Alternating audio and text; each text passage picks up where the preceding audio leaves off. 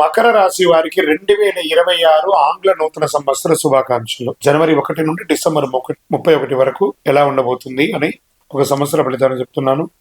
ఏళ్నాటి ప్రభావం ముగించి బాధలకు ముగింపు, పునర్జన్మకు ప్రారంభం అని కూడా చెప్పారు. అన్ని రకాల కష్టపడ్డారండి. ఆర్థికంగా, మానసికంగా, స్థానచలనం అన్ని ఉండి కూడా ఏమి లేని పరిస్థితి, భార్య భర్తల మధ్య సఖ్యతలోపు, వీటన్నిటికీ పెద్ద ఫుల్ స్టాప్ 2026. అన్ని మర్చిపోండి. 25 వరకు జరిగిన ఇబ్బందులనే మర్చిపోండి మకర రాశి మిత్రులారా.